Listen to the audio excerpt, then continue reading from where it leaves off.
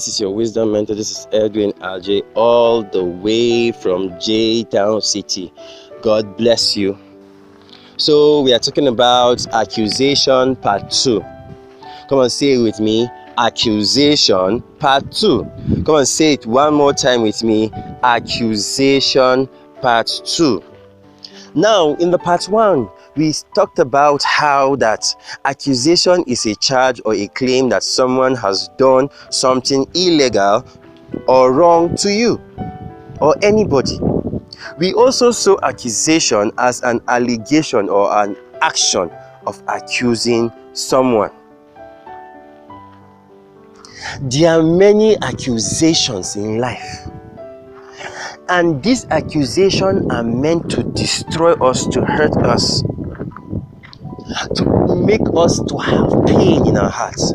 Have you noticed that every time there's an accusation and every time you have an issue with somebody, you'll discover that you don't want to see the person, you don't want to relate with the person, you spit bad words against the person, you say things that are terrible against the person. Have you noticed? Accusation is a killer and is a weapon that Satan uses even in the 21st century. Except you discover the danger and the poison in accusation, you will discover that you become a victim. Snake is poisonous. Except you cut off the head of a snake, you will discover that the mouth is very, very poisonous.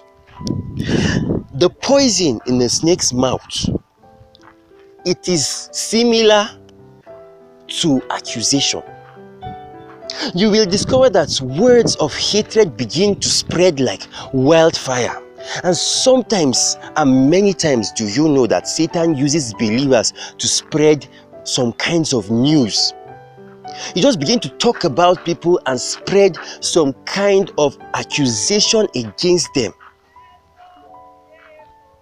And because of that, you will also discover that people begin to also spread false accusation against you. Remember that whatever you plant, you will reap it. Accusation is very, very costly. When Satan wants to destroy somebody, what he uses is accusation.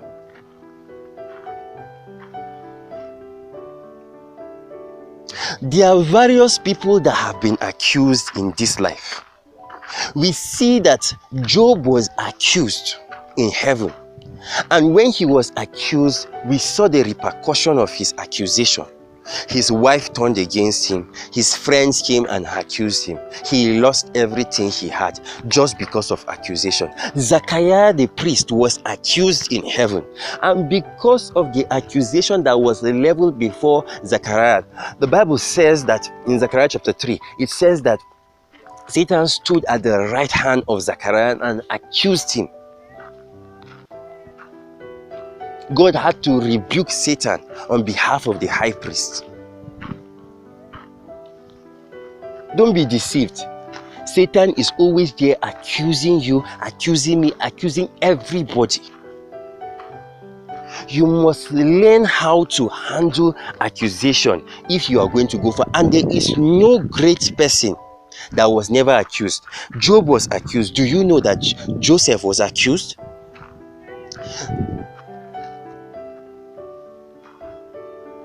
Potiphar's wife accused Joseph of sleeping with her.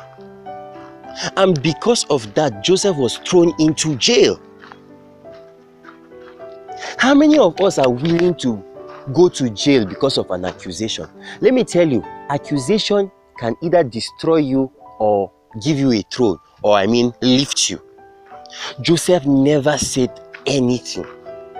Though he was accused falsely, though they said he did something he didn't do, but let me tell you, he kept calm and he kept following God and he kept trusting God.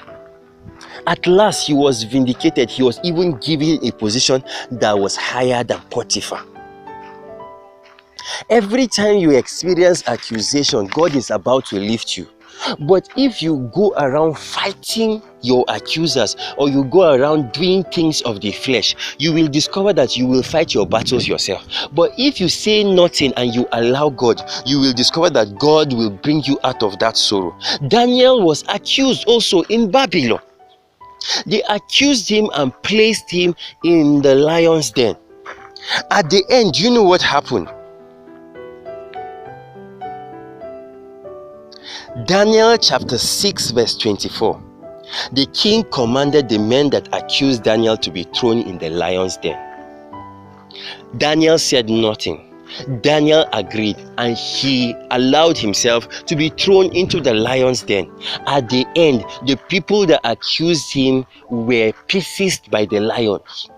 There is a principle to accusation. Whenever you are accused, keep quiet. Whenever you are accused, be calm. Whenever you are accused, allow God to fight for you. Whenever you are accused, don't fight your battles yourself. We have fought many battles ourselves, and we have lost the battle of accusation because we love to fight it ourselves.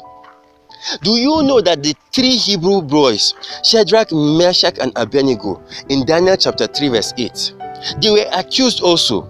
Certain Chaldeans came near and accused the Jews. In Daniel chapter 3 verse 8.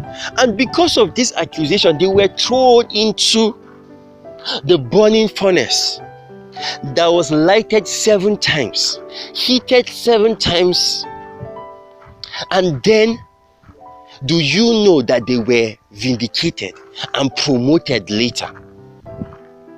Whenever you are accused, allow your accuser and then go to court in prayer. Take your accuser to court in prayer. Bring him before God's throne of grace. It's not that you should fight the person physically, or you should fight the person in another way. We have been used to fighting people physically or in the flesh. That is why we have lost the battle of accusation. When you are having issues with a spiritual leader, it's not you that should fight the battle. It's not that you should go and begin to spread lies about him. It's not that you should go and begin to spread how terrible he is. It's very terrible when you will do that, and that is fighting in the flesh. And every time you fight in the flesh, it means you have taken your battles in your own court, and God will allow you to finish the battles that you have begun. Many people have lost their battles because they have fought those battles themselves. Lastly, we see that Jesus was also accused by the Jews. And the chief priest accused him of many things, but he answered nothing. Mark 15 chapter 3. And the chief priest accused him of many things, but he answered nothing. He allowed God to fight for him. Whenever Satan brings an accusation, Satan will use people to accuse you. Satan will use situations to accuse you. Satan will use your boss, your husband, your brother, your sister, anybody close to you, your master, to accuse you. An apostle and a prophet, whatever or whoever accuses you, say nothing and then go to court. Allow God to fight your battles. This is your wisdom mentor. This is Edwin Ajeh, saying that God can fight your battles. Instead of fighting those battles yourself, why not allow God to fight your battles when accusation come before you? God bless you. God bless you. Watch out for part 3.